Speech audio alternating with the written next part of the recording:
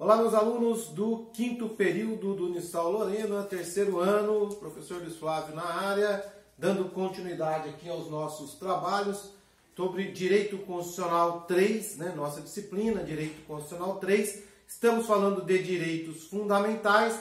Na aula passada, nós falamos sobre liberdade de locomoção, direito de associação e direito de reunião. Com esses três direitos, pessoal, eu encerrei com vocês na aula passada a parte dos direitos e deveres individuais e coletivos, tá certo? Estamos tratando de direitos fundamentais. Primeira parte dos direitos fundamentais são os direitos individuais e coletivos, que eu encerrei na aula passada. Tá bem, pessoal? Hoje nós vamos começar a falar sobre direitos sociais. Mas antes de falar de direitos sociais, pode ter ficado uma questão aí da aula passada, ou um questionamento. Professor, mas nós encerramos os direitos individuais. Nós vimos todos os direitos individuais, porque são 78 incisos lá dentro do artigo 5º da Constituição. Obviamente que não, pessoal? É impossível, dentro da nossa programação, tratar um por um, todos aqueles incisos do artigo 5º. Então, como nós fizemos? Nós tratamos aqueles direitos fundamentais que são mais relevantes, que exigem um trabalho em aula, tá certo? Podem deixar algumas dúvidas e que são mais importantes, à exceção daqueles que também são importantes, mas que são tratados em outras disciplinas. Nós falamos sobre isso no começo do semestre. Falei, olha, gente, o artigo 5º da Constituição, quando trata dos direitos individuais e coletivos, ele tem uma interdisciplinariedade muito grande. Muita coisa que está aqui, nós não vamos estudar, por quê? Porque são estudados em outras disciplinas, como, por exemplo, os princípios do processo. Então, princípios processuais, que estão no artigo 5º da Constituição, são tratados em teoria geral do processo. Questões relativas às penas, a irretroatividade da lei penal, tá certo, pessoal? A retroatividade da lei mais benéfica, tudo isso está onde? Tudo isso está também no artigo 5º, mas é tratado em direito penal. Questões relativas à prisão, que estão no artigo 5º, são tratadas em direito processual penal, tá certo? E assim por diante. Então, há várias questões ainda dentro do artigo 5º que nós não tratamos aqui em direito constitucional, porque são tratados, embora estejam na Constituição, são base constitucional para outras disciplinas. São bases constitucionais aplicadas a institutos de outras disciplinas. Então, como eu acabei de falar, princípios processuais, questões relativas às penas, à prisão, tudo isso dentro do artigo 5º vai ser visto de forma interdisciplinar. Então, eu vi com vocês a parte ali dos direitos individuais e coletivos, os mais importantes, e que não são, em regra, tratados em outras disciplinas e que ficam mesmo a cargo do direito constitucional. Tá bem, pessoal? Feita essa ressalva importante, vamos agora para a segunda modalidade dos direitos fundamentais. Então, agora vamos para o artigo 6º da Constituição para começar a falar de direitos sociais. Viramos a página dos direitos individuais e coletivos, vamos falar de direitos sociais. Nosso primeiro tópico é justamente origem histórica e definição. Sobre a origem histórica, pessoal, dos direitos sociais, nós já falamos alguma coisa, aliás, falamos até bastante, quando nós tratamos das dimensões ou gerações dos direitos fundamentais. Aí nós vimos que existem direitos fundamentais de primeira, segunda, terceira, quarta, quinta, sexta geração. Alguns autores falam em sétima, oitava geração lá de direitos fundamentais, tá certo? Mas nós focamos, sobretudo, em primeira, segunda e terceira gerações ou dimensões de direitos fundamentais. Agora, nos direitos sociais, eu vou retomar essa matéria, mas de forma um pouco mais sucinta, porque já tratamos disso anteriormente. Tá bem, pessoal? Então vamos falar um pouquinho agora sobre a origem histórica dos direitos sociais. Para a gente falar da origem histórica dos direitos sociais, inevitavelmente, que são os direitos de segunda geração ou direitos fundamentais de segunda dimensão, para falar sobre direitos sociais, direitos fundamentais de segunda dimensão, eu tenho que necessariamente falar um pouco também de direitos, ter aspectos históricos dos direitos individuais, né? Porque eles vêm numa sucessão, né? Eles estão intimamente interligados, tá? Então, como nós vimos já anteriormente, direitos individuais ou direitos de primeira dimensão, eles surgem lá na segunda metade do século XVIII. O que nós temos na segunda metade do século XVIII? Vamos pensar assim, pessoal, de forma bem simples, né? Segunda metade, ou metade do século XVIII, nós temos uma Europa tomada, né, por uma monarquia, por monarquias absolutistas, né? Nós temos o absolutismo monárquico predominando em todo o continente europeu. Nesse absolutismo monárquico, pessoal, nós temos uma pequena parcela da população, nobreza e clero, sobretudo a nobreza, que se beneficia desse sistema governamental, né, desta forma de organização estatal, tá certo? E nós temos um grande número de pessoas, de indivíduos, tá, que não se beneficia, que é prejudicado por essa forma, este modelo estatal. Enquanto a nobreza, imaginem comigo, enquanto a nobreza consome muitos recursos, né, vivem ali no máximo, né, do luxo, né, do luxo, da riqueza mesmo, naqueles tempos, né, tem todas as benesses possíveis, eu tenho de outro lado uma camada muito grande, grande parte da população, tá, que embora trabalhe, que embora produza riquezas, não usufrui ou usufrui muito pouco dessas riquezas. Por quê? Porque aquele Estado, aquela monarquia absolutista, ela suga, ela consome para ela traz para ela e consome toda a riqueza produzida pelo povo, tá certo? Então nós temos uma nobreza enriquecida, que tem toda sorte de privilégios, e nós temos ali, né, uma população, camponeses, trabalhadores em geral e comerciantes, os chamados burgueses, então os camponeses no campo, os burgueses nos burgos, nas cidades, trabalhando, gerando riqueza, mas não usufruindo desta riqueza. Obviamente, essa grande camada da população que trabalha e não usufrui está descontente com isso, tá certo? A esse descontentamento, soma-se o fato que no mesmo período a Europa começa a ser bombardeada, podemos dizer assim, por uma série de novas ideias, tá? Novas ideias, novos pensadores, tanto na política, na economia,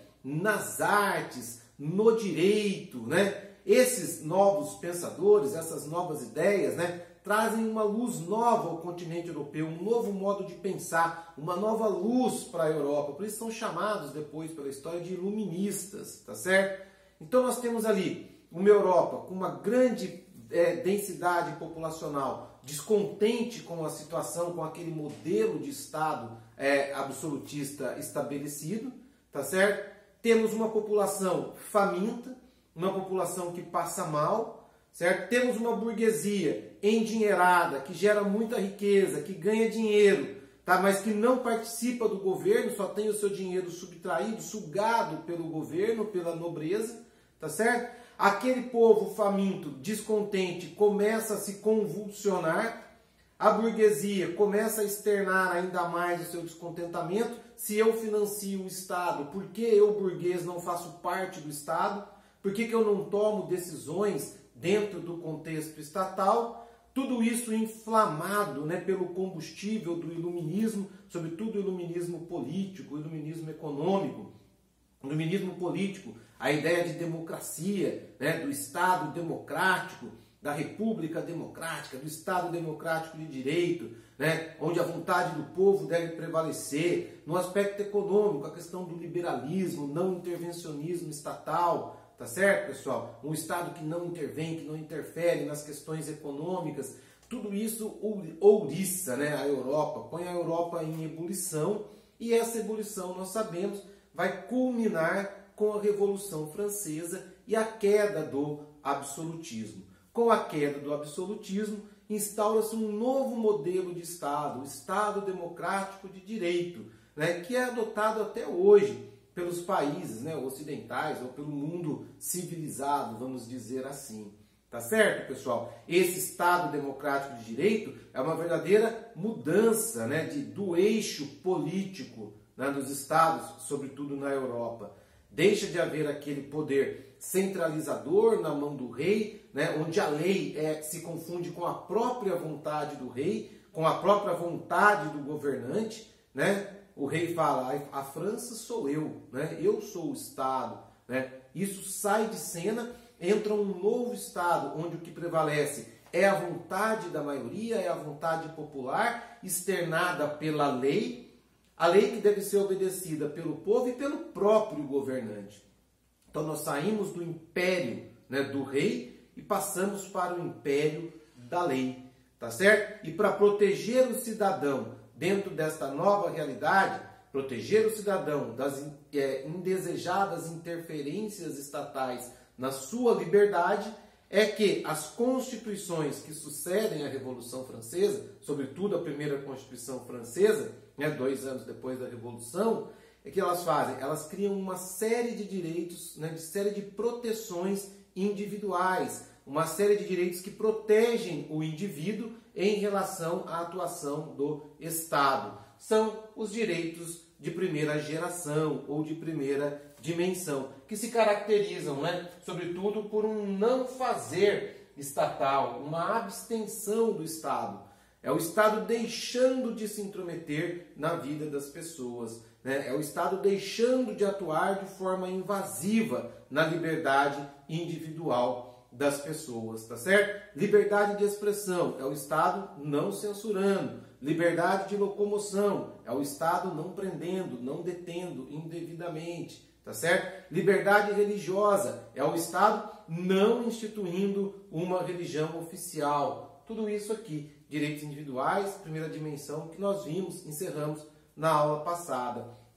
Essa nova realidade, pessoal, política e econômica na Europa, ela foi um terreno muito fértil para o desenvolvimento da economia, tá certo? O liberalismo econômico, o iluminismo, né, sobre o aspecto político, trouxe o Estado democrático de direito. Sobre o aspecto econômico, ele trouxe o liberalismo econômico, tá? O liberalismo econômico, ele se caracteriza ali, né, pelo absenteísmo estatal, a defesa da propriedade e a defesa do indivíduo, tá certo? O absenteísmo estatal é justamente o Estado se abstendo, o Estado deixando de interferir na atividade econômica, deixando de interferir na economia, né? E a superproteção ao direito de propriedade, limitando o máximo, né, a atuação do Estado que possa invadir o direito de propriedade, por exemplo, limitando a cobrança de tributos, reduzindo a cobrança de tributos, né? Tudo isso, pessoal, cria o que hoje nós chamamos, né, um ambiente econômico favorável, né? A gente ouve falar muito isso no Brasil, sobretudo antes da pandemia, né? Precisamos criar um ambiente econômico favorável para se estabelecer novos negócios, para que os estrangeiros venham investir, né, aqui no Brasil. A gente fala, pô, a gente estuda história, né? Para que a gente estuda história, essas coisas antigas, né? É para a gente entender o que está acontecendo hoje, o que a gente está tentando, estava pelo menos tentando, até o ano passado, a ideia, né, do nosso ministro da Economia, Paulo Guedes, né, tem muito a ver, né? É tudo a ver com esse liberalismo, que começa lá com a Revolução Francesa, tá certo? Um Estado que não interfere na atividade econômica, um Estado que deixa a atividade econômica fluir, né, de forma mais solta, mais livre, desestatização de empresas públicas e assim por diante, né? Regulamentação, né, uma boa regulamentação das atividades econômicas, né? Tudo isso cria o que nós ouvimos sempre falar, o ambiente econômico favorável, um ambiente favorável aos negócios, né? Então, o que a Europa experimentou após a Revolução Francesa e a instituição, né, desse Estado democrático liberal foi um ambiente favorável aos negócios. Este ambiente favorável aos negócios acabou por desencadear numa segunda revolução. Agora não mais uma revolução política, mas uma revolução econômica, uma revolução no modo de produzir as coisas, que foi a Revolução Industrial. A Revolução Industrial foi o boom, né, dos negócios, da economia na Europa. Aí nós já estamos falando aí de século XVIII, né, final do século XVIII, começo do século XIX, né, uma expansão muito grande da atividade industrial e comercial na Europa, que gerou, obviamente, pessoal, muita riqueza, muito enriquecimento. O problema, pessoal, é que este liberalismo que gera muita riqueza, que gera crescimento econômico, ele não distribui muito bem as riquezas, ou pelo menos não distribuiu à época muito bem as riquezas, tá certo? E o que aconteceu? Criou de novo, né, uma minoria enriquecida, muito rica, né, que detinha quase todo o PIB, né, o produto interno dos países, tá? E uma grande maioria muito pobre. Tá? Então a história meio que se repete lá do Estado absolutismo, agora no Estado liberal. Só que sai de cena a burguesia e entra em cena quem? Os capitalistas industriais, os capitalistas comerciais. Tá certo? Os grandes empresários da época, enriquecidos com muito dinheiro, e os trabalhadores empobrecidos com muito pouco dinheiro. Tá certo, pessoal? Essa situação, o que acontece? Começa a gerar uma série de problemas, né? Essa situação traz dois problemas fundamentais, né, no meu modo de ver. Tá? Há outros, mas dois que eu destaco sempre. Primeiro, problemas de ordem ambiental. Com a Revolução Industrial, né, essa mudança do modo de produzir, a sociedade deixa de ser agrária, né? A economia deixa de ser agrária, né? A agricultura e pecuária, e a sociedade passa a se urbanizar. Né? A grande geradora de riqueza já não é mais a fazenda, o campo, já é a cidade, a indústria, o comércio.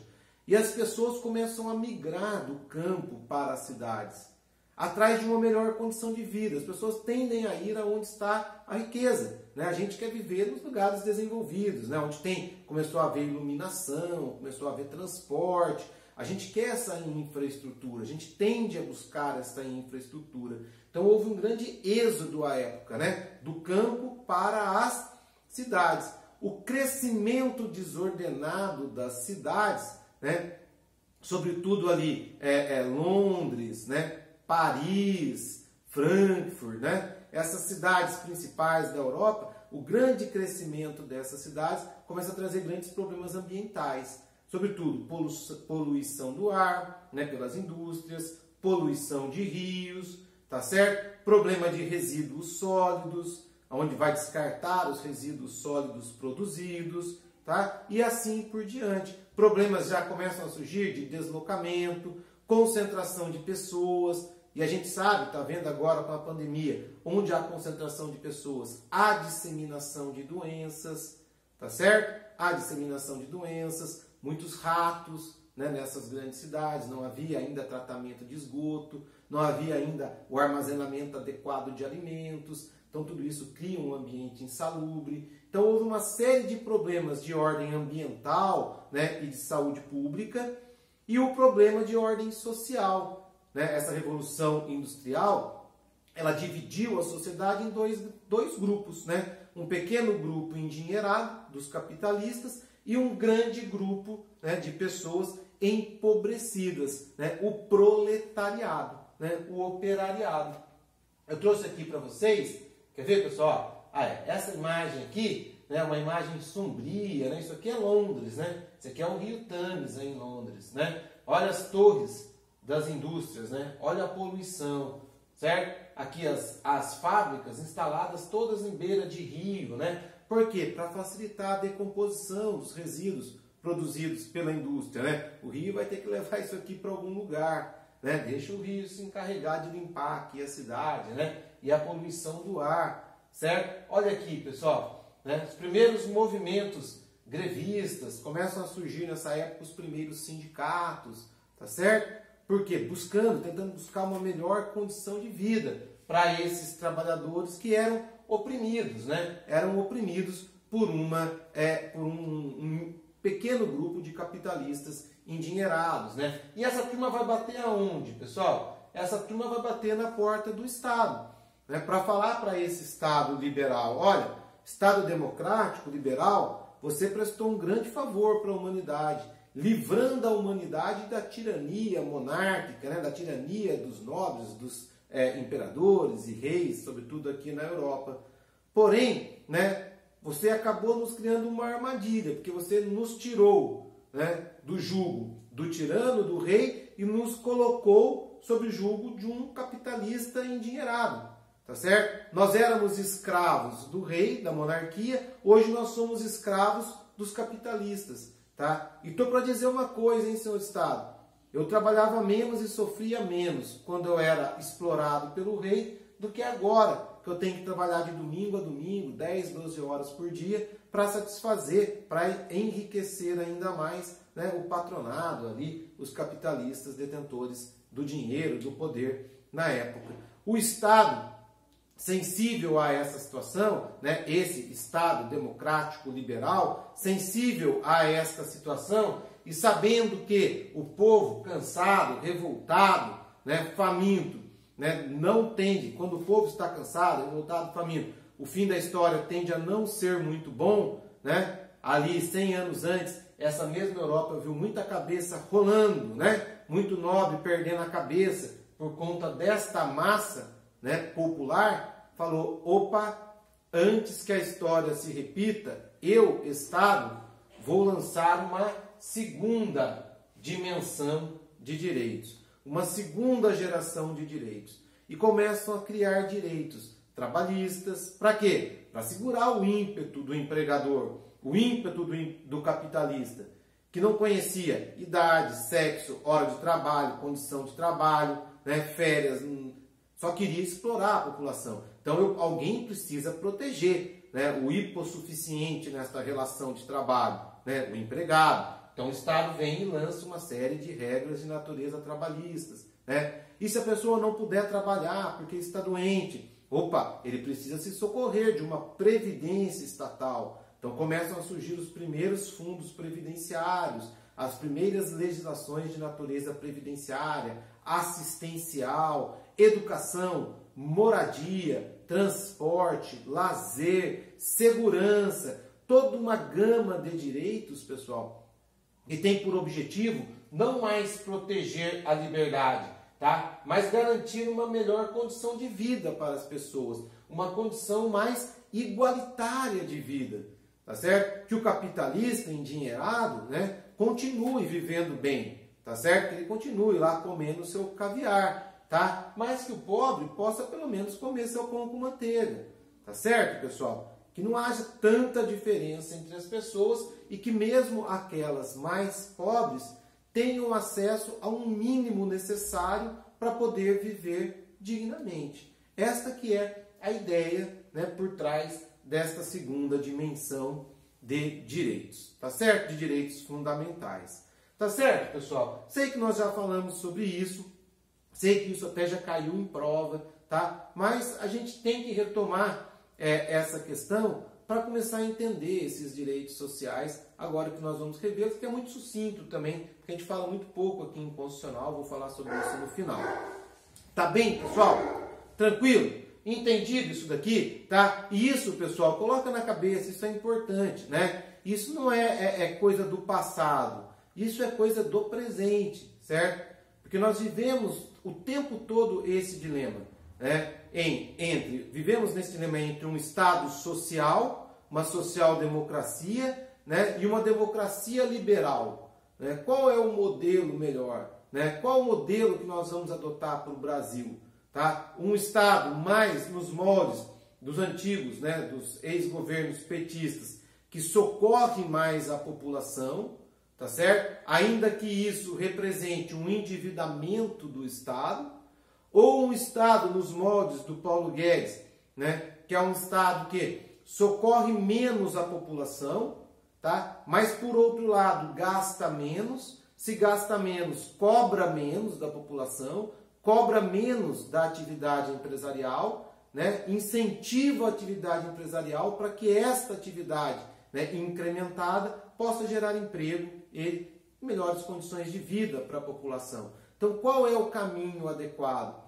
Né? Eu, Estado, saindo de cena e incrementando a atividade negocial, e isso faz a economia crescer, e todo mundo se emprega, e todo mundo fica feliz, é o modelo americano, né? Ou eu, Estado, jamais posso me descuidar da proteção social das camadas menos favorecidas da população, né? Oferecendo o mínimo necessário para que essa possa viver dignamente, tá? Ainda que isso represente um grande endividamento estatal, tá certo? Um rombo nas contas públicas, um déficit previdenciário. É o modelo mais alinhado ao modelo europeu, né? Ao modelo francês, ao modelo alemão, um modelo mais protetivo, um Estado que protege mais as pessoas, sobretudo as camadas hipossuficientes, né? Enquanto o modelo americano é mais cada um por si, cada um que se vire, eu, Estado, fico de fora, criando um bom ambiente para a economia, que se a economia caminha bem, as pessoas se empregam, ganham bem, compram bastante, se ela compra a economia gira mais rápido,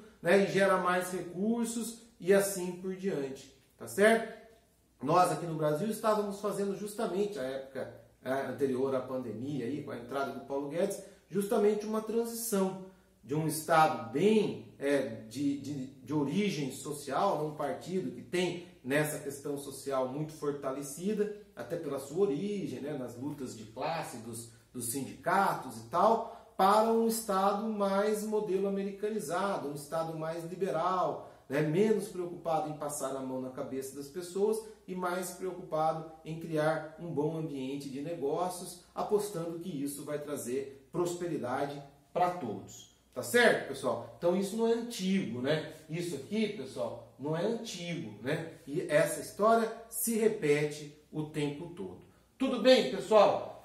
Como que o Zé Afonso da Silva define esses tais direitos sociais, esses direitos de segunda dimensão ou de segunda geração, né? O grande mestre constitucionalista, professor Zé Afonso, ele fala que os direitos sociais são prestações, olha lá, positivas, ativas, né? Comissivas, proporcionadas pelo Estado, direto ou indiretamente, enunciadas em normas constitucionais que possibilitam melhores condições de vida aos mais fracos. Esta é a ideia, melhores condições de vida aos hipossuficientes, aos enfraquecidos, né? Direitos que tendem a realizar uma igualização de situações, igualdade, né, de situações sociais desiguais, tornar os desiguais um pouco menos desiguais, tá certo? São, portanto, direitos que se ligam ao direito de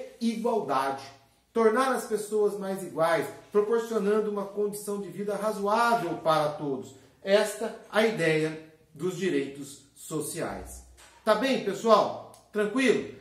Entendido isso daqui, vamos ver como esses direitos sociais aparecem na Constituição Federal. Eles estão lá no artigo 6º, né, da Constituição, que diz que são direitos sociais. Aí vem um grande rol: a educação, a saúde, a alimentação, trabalho, a moradia, o transporte, o lazer, a segurança, a previdência social, a proteção à maternidade e à infância, a assistência aos desamparados na forma desta Constituição. Destaquei o transporte, pessoal, porque ele foi introduzido posteriormente por emenda constitucional, a emenda 90 de 2015. Ele não estava na redação original da Constituição. Então os direitos sociais elencados pela nossa Constituição Federal. Professor, eu preciso decorar isso daqui? Para mim, não. Tá? Não gosto de decoreba. Eu quero que vocês entendam isso aqui. Eu quero que vocês entendam isso aqui, ó. Quero que vocês entendam isso aqui, né? Isso, né? Quero que vocês entendam esse contexto. Jamais vou pedir para vocês decorarem, né? Isso daqui, tá bem? Mas tem gente que pede. Tá? E pior, a FGV pede às vezes. Tá bem, pessoal? E quando eu falo FGV, entendam OAB, tá certo? E eu vou trazer uma questão, né, no terceiro vídeo, uma questão sobre isso daqui. Tá bem, pessoal? Para mim interessa o entendimento do contexto, né? Você saber contextualizar os direitos sociais, né? Entender o porquê dos direitos sociais, entender que isso não é uma história morta, que isso está sendo revivido todo o tempo. Nós estamos revivendo isso hoje no Brasil, né? Neste novo governo. Nós vivemos sempre ali né, uma indecisão entre ser um Estado social, uma social-democracia, né, ou ser um Estado, uma democracia liberal, tá certo, pessoal? Nós precisamos tomar um partido nisso daí. Ou talvez nem uma coisa nem outra, né? Diz que a sabedoria está no caminho do meio, né? Talvez um caminho, um Estado nem tanto social, nem tanto liberal. Mas temos que ter, pessoal, um norte. Nós temos que ter um norte. Nós temos que saber, né, o que nós somos e o que nós queremos ser enquanto Estado. Tá certo, pessoal? Se nós não nos conhecemos e não sabemos o que nós podemos e queremos ser, aí fica complicado. Aí fica, um presidente fala uma coisa, um ministro fala outra coisa, o outro fala uma coisa, o outro fala outra coisa, e a gente não sai do lugar. Né? Se todo mundo, cada um puxa para um lado, aí fica difícil. Tá certo, pessoal? Beleza? Tá bem? Para encerrar, pessoal, né, disso daqui, deste conceito aqui da Constituição, né, desse rol constitucional, eu faço um resumo aqui. Né? A gente pode perceber que os direitos aqui previstos, os direitos sociais do artigo 6º, eles se ocupam, sobretudo, da proteção aos trabalhadores, né, das relações de trabalho, né, as normas de direito trabalhista. Eles se ocupam da seguridade social, e aí você inclui previdência, assistência e saúde aqui dentro da seguridade social, né? Vocês vão estudar isso provavelmente comigo lá no 5º ano. Segurança, educação e cultura, pessoal, né? Aqui alguns direitos, né, o básico em termos de direitos sociais. Tá bem, pessoal? Eu vou encerrando por aqui esta parte, volto para o segundo vídeo, tá? E voltando a um tema que eu falei também lá no comecinho. Por que nós não estudamos os direitos sociais em espécie aqui em direito constitucional? Porque eles vão ser estudados em outras disciplinas, pessoal. Isso aqui, estudar o artigo 7º da Constituição, né, é estudar o direito constitucional trabalhista. É o aspecto trabalhista do direito constitucional. Então vocês vão estudar onde? Lá em direito do trabalho. Seguridade. Bom, seguridade vocês vão estudar lá quando forem estudar previdência social, tá certo? E assim por diante. Por isso a gente não entra, né, nas espécies ali, sobretudo no artigo 7º da Constituição, tá certo? Eles têm, de novo, né, é um dispositivo que tem uma interdisciplinariedade muito grande, tá bem? Mas nós vamos tratar duas coisinhas dos direitos sociais, né, no próximo vídeo, que são bastante interessantes, tá? E eu conto com vocês daqui a pouquinho. Tô saindo, vou tomar uma aguinha e já volto. Tá bem, moçada? Um minutinho.